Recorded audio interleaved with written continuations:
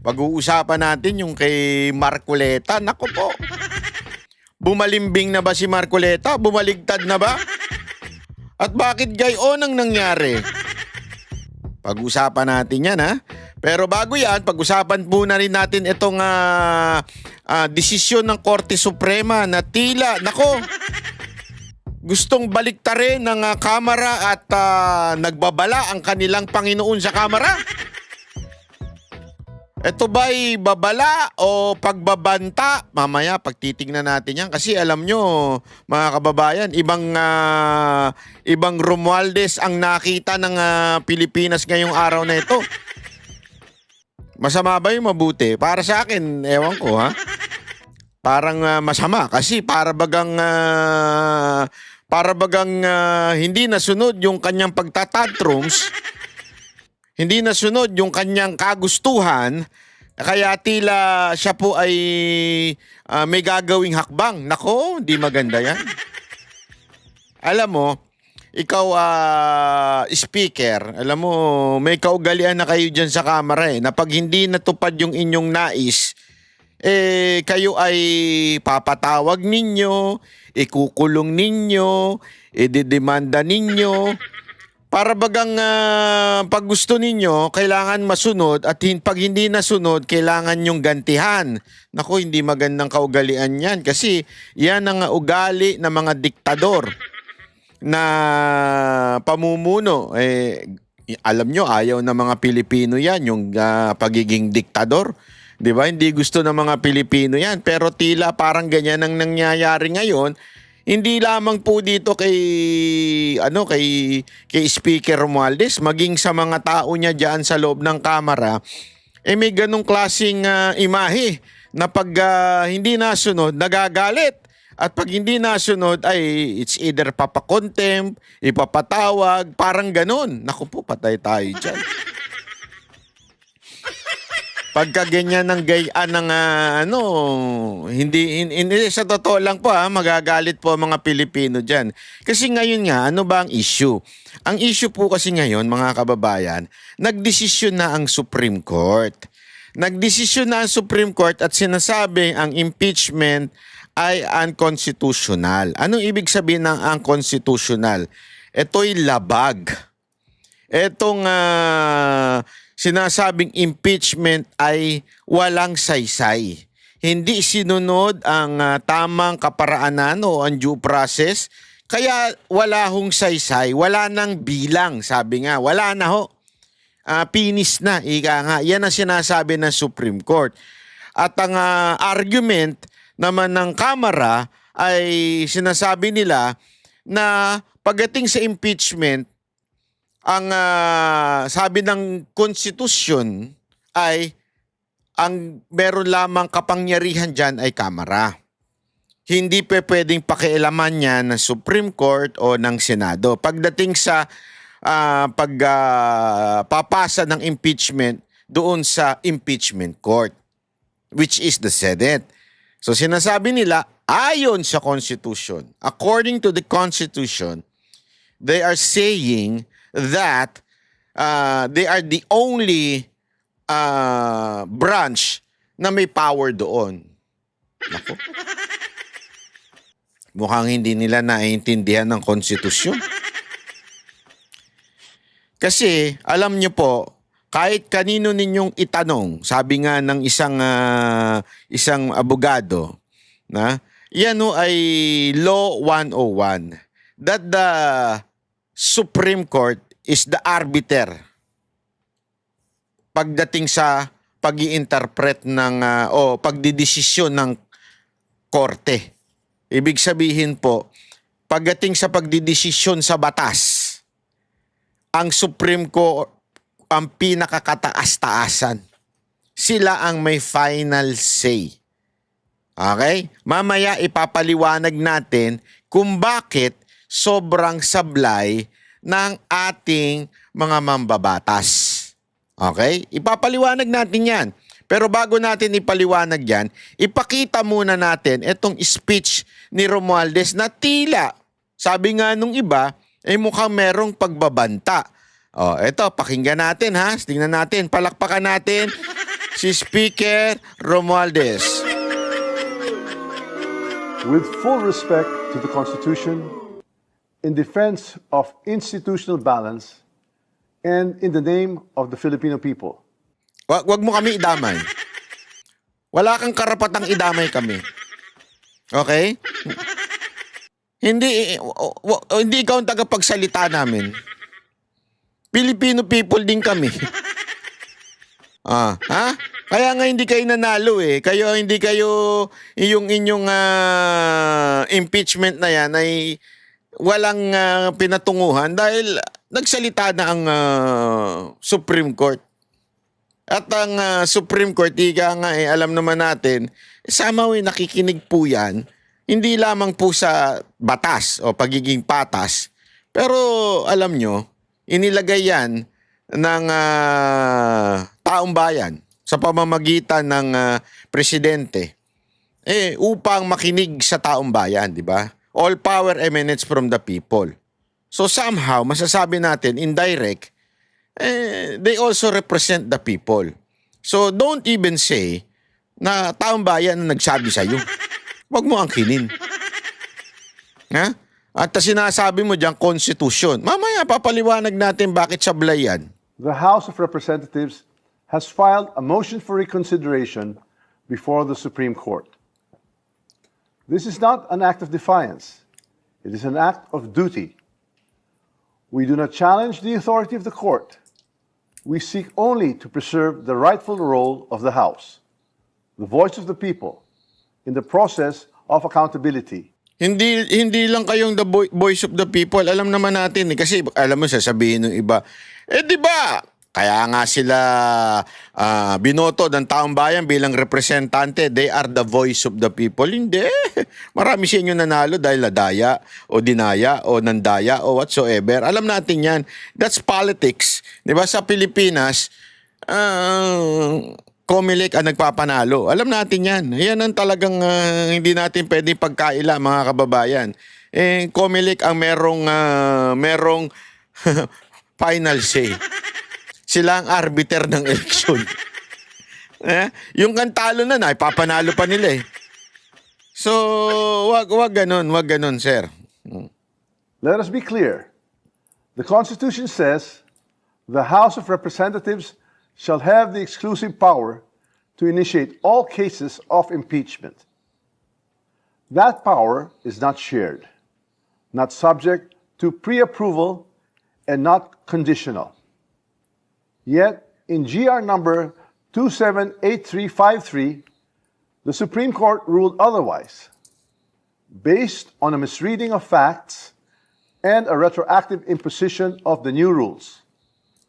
On February 5, 2025, the House transmitted the fourth impeachment complaint, filed and signed by 215 members, to the Senate. Only after this transmittal did we archive the earlier three complaints. The sequence matters. It proves there was only one valid initiation, not four. Even the court's own precedent, Francisco versus House, supports this. Only one impeachment can be initiated, and that initiation begins with a one-third endorsement or a referral. That is exactly what the House did. The court also said the Vice President was denied due process because she was not furnished a copy. So una muna, yung sinasabi niyang argument niya na yan daw po ay the sole power reside sa House of Representatives pagdating sa impeachment. At sinasabi niya dyan, pangalawa, pag hindi na-initiate, hindi po yun matatawag na pang-apat na impeachment. So, gina-justify niya yung ginawa nila na yung first, second, and third ay hindi initiate. So, ibig sabihin, walang first and second and third. So, yung fourth impeachment, supposedly, yun ang first impeachment. Kaya, they did not somehow commit yung one bar rule, di ba? Yung 1-year bar na dapat sa isang taon, isang beses lang pwede ng impeachment. So hindi daw nila ikinumit yun na mali. Ibig sabihin, dahil since sa initiate, isa lang ang initiate nila, yung fourth impeachment. Yun ang kanilang interpretasyon. Pero ang interpretasyon ng Supreme Court ay, ang Supreme Court ay nagsasabing, hindi, pinasa sa inyo yung first, pinasa sa inyo yung second, pinasa sa inyo yung third, inupuan nyo itong tatlo na to, at yung pang-apat lamang ang pinaandar ninyo. So therefore, hindi ninyo sinunod yung 1-year bar, di ba? So, mali kayo, sablay kayo. Yun ang sinasabi ng Supreme Court. Pero iba ang argument ni Speaker. Or given a chance to respond. But nowhere in the Constitution is that required before transmittal. So ito naman, yung pangalawa namang argumento niya, na tinatabla rin niya yung argumento ng Supreme Court na dapat sa isang pasagutin si BP Sara in this instance na impeachment, pasagutin siya sa sa Committee on Defense, di ba? Committee on Justice pala. Kailangan sumagot, yun ang sinasabi ng Supreme Court. Pero sabi niya, so far sa lahat daw ng mga impeachment na dumaan sa Congress o sa House ay hindi daw pinasagot. Ibig sabihin, hindi na binigyan ng opportunity kung sino man yung quote-unquote ini-impeach. Okay? Ayan. Tuloy natin. In fact, in all past impeachments, the trial and the right to be heard take place in the Senate. To invent new rules now and apply them retroactively is not just unfair, it is constitutionally suspect. Let me say that. So parang sinasabi, may bago daw batas na ipinatupad ng Supreme Court na dapat pasagutin yung ini-impeach. Kasi yung mga nakaraan daw, hindi naman daw ginawa yon. With candor, a government of laws cannot allow any branch to become the judge of its own accountability. The Supreme Court is a co-equal branch of government. Its wisdom is deep, its authority is real. But its members, like the President and the Vice President, are also impeachable officers. When the court lays down rules for how it or others like it may be impeached, it puts itself in the dangerous position of writing conditions that may shield itself from future accountability. That is not how checks and balances work. We filed this motion for reconsideration not to provoke, but to protect. Not to assert supremacy, but to restore balances. Because if impeachments can be blocked by misunderstood facts or rules made after the fact, then accountability is not upheld, it is denied. To dissent is not to defy. To demand accountability is not to destabilize. To insist on constitutional integrity is not to weaken the democracy, it is to strengthen it. We speak now not because it is easy, but because it is necessary. The House will not bow in silence. Ayan. So ito yon, ha. Mga kaibigan, ito po yung sinasabi ho ni Speaker na kaya sila ay magpapasa ng motion. Although, paulit-ulit na sinasabi yung unanimous na decision ng Supreme Court na lahat sila ay nagsasabing unconstitutional at ito po ay dapat nang i-apply agad-agad. Parang napakalabo na ho niyang motion na yan. Kahit ikaw ay nasa trial, pag sinabing executory na yung decision, executory na eh. Hindi ho ito yung pagpapaliban muna na tulad ng ginawa nila. Pinagpaliban yung first, second, and third impeachment. Hindi pa pwedeng ganun. Executory ho ito agad-agad na. Final and executory. Although they can pass the MR, yung motion nila na ma-reconsider ng Supreme Court, pero wala na ho. Pag ano na ho ito, final na decision na ho ito ng Supreme Court at malabo nang mabaligtad po ito Dahil unanimous nga yung talagang sila po ay nag-decide na. Wala na. Malabo na. Okay, they can. That's the law. They can pass for MR. Pero malabo pa siya, malabo itong babaligtad pa ang desisyon ng korte. Alam niyo mga kababayan, ipaliwanag lang natin ng bahagya itong issue na ito.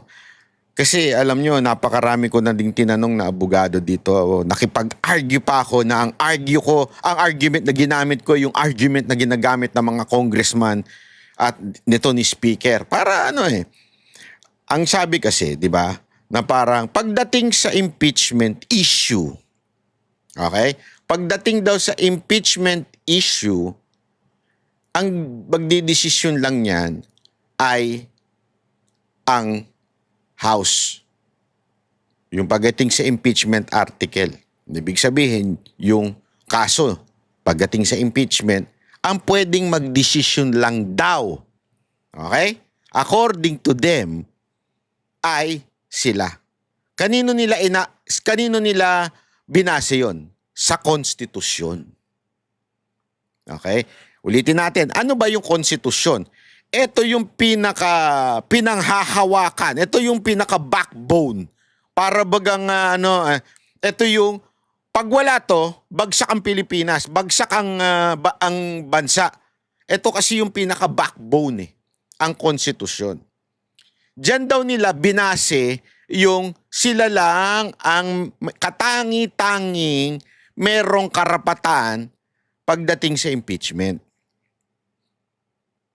Ano punto ng Supreme Court? Ang punto ng Supreme Court at ng karamihang na abogado na walang kulay at politika, pagdating sa interpretasyon ng konstitusyon, ang nag-i-interpret po niyan ay ang Supreme Court.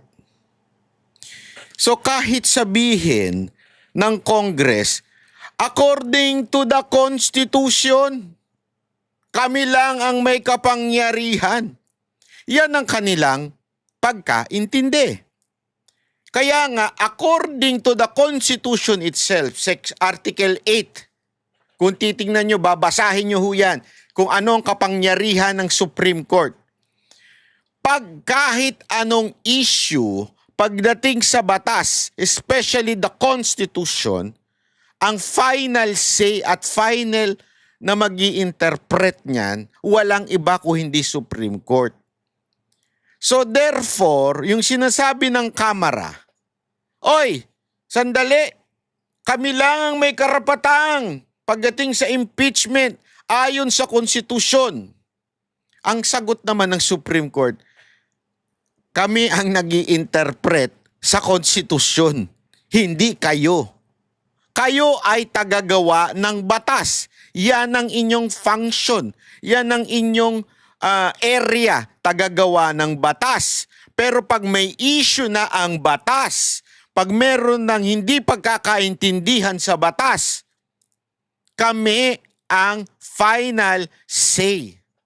Yan ang trabaho ng Supreme Court. According to Article 8. Ngayon may issue. At ang kinukote ng Kamara ay ang konstitusyon. Hindi!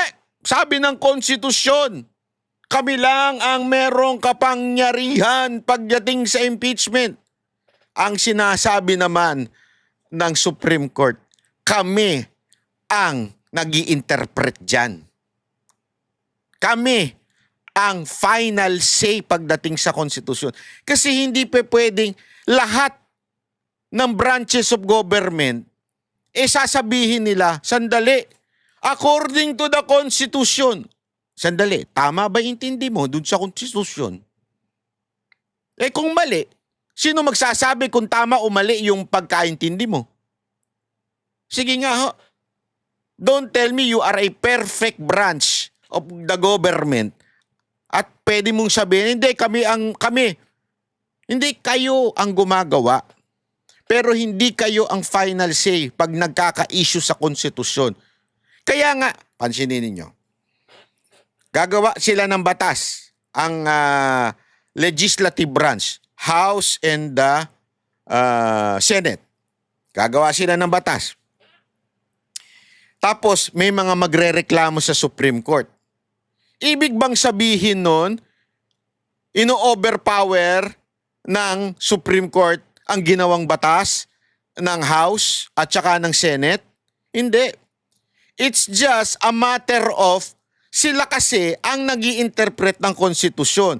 Sila magsasabi, wait, yung batas na yan ay unconstitutional. Hindi according sa konstitusyon. Someone has to interpret the Constitution.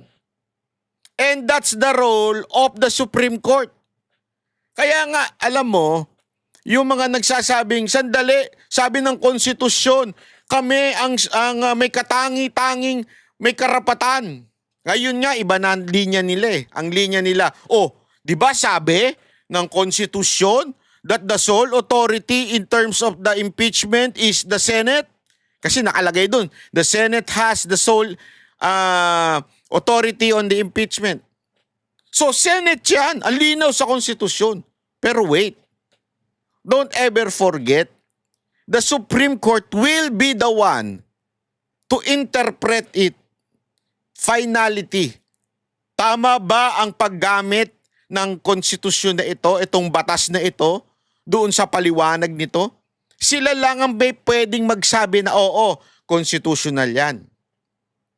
Hindi constitutional, unconstitutional yan sinasabi mo. Sila lang ho ang may final say dyan. Nagigets ho natin kasi minsan nako-confuse tayo dun sa mga quote-unquote constitutional luminaries, mga ganyan-ganyan na mga, kasi may kulay huyo mga yun.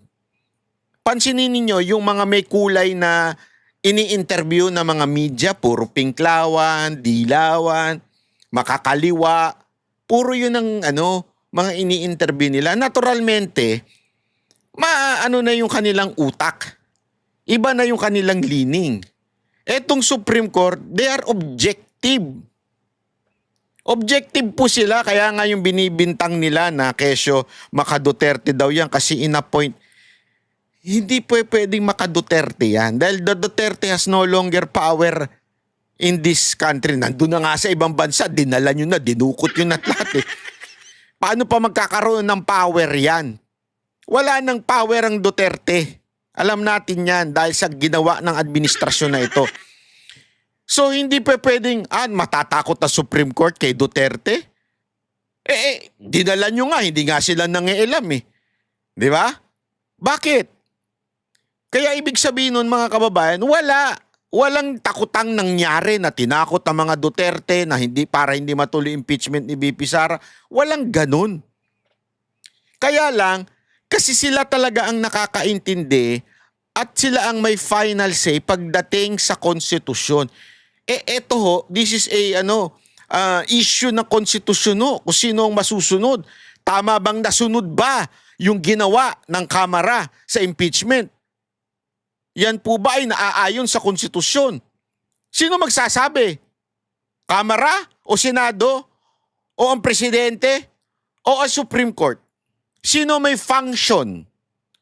Sino ang merong kapangyarihan magdesisyon pagdating sa konstitusyon?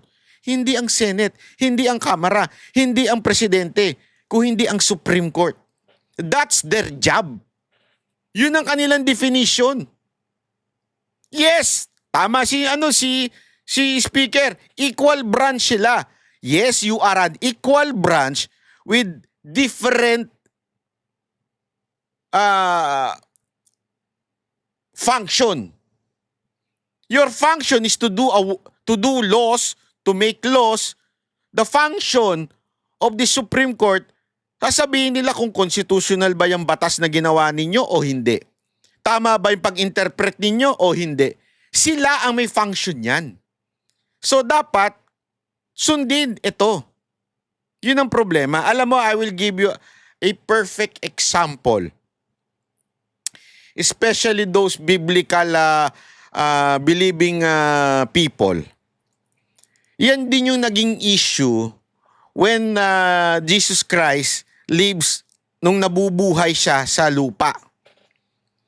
Kung papanoorin nyo yan doon sa Netflix na lagi ko ikinikwento yung The Chosen, merong part doon, although this is not the exact word na nasa Bible, ha? Pero meron tinanong sila doon kasi nandun siya sa isang parang usapan doon, nandun yung rabbi niya, yung pinaka-teacher ni Jesus Christ. Pas pinagmalaki pa siya nung una, tapos biglang tinanong siya, kasi bakit iba yung interpretasyon? Parang ganun, iba ang interpretasyon ni Jesus doon sa law of Moses. Doon sa Old Testament. Kinwestiyon tuloy siya nung rabbi. Alam mo, sagot ni Jesus Christ, I am the law of Moses. Hindi yan ang ginamit na exact word sa Bible. Pero yan din po yung nakalagay doon. Na which is sinasabi niya, think not that I came to destroy the law or the prophets. I'm not come to destroy but to fulfill it. Kasi nga po, 'di ba? Kasi meron ang mga Jewish kasi, ang daming batas. Bawal to, bawal to, bawal to, bawal to, bawal to. Nung dumating ang Panginoong Hesus na iba. Bakit? Sandali, bakit ganun? Bakit ibang interpretasyon niya? Bakit iba? So, ang tingin ng mga Jewish sa kanya, prophet lang siya. Sandali, bakit hindi ka sumusunod sa utos ng Diyos through the law of Moses? Ganon alam mo sagot niya? Ako kasi to eh. Ako gumawa nito. Yun yung hindi maintindihan ng mga Pharisee at ng mga rabbi noon, yung mga teacher noon. Hindi nila maintindihan na Jesus was God, was there before. Kaya nga, di ba sa John 1, nandun siya, He was the Word. He was God. Siya, hindi pala He was. Siya mismo na nagkatawang tao. So I am the ruler. I know what I'm talking about because I made this. Yun yung sinasabi dito, same comparison ito. Na sinasabi ng Supreme Court, kami ang magi-interpret niyan. Kasi kami, ito ang papel namin. Ito yun eh, kami to eh. Pagdating sa interpretasyon ng konstitusyon, kami ang may final say dyan. Kaya wag kayong quote ng quote. Di ba, ginagawa ng Kamara ngayon, pati nung ibang mga nagmamagaling na abogado, quote sila, hindi tama yan kasi the Constitution says we are the sole authority. Sandali, ano ba sabi ng konstitusyon? Supreme Court ang may final say pagdating sa interpretasyon. Ganun po yun. Kaya ganun din yung nangyari nun sa Panginoon eh.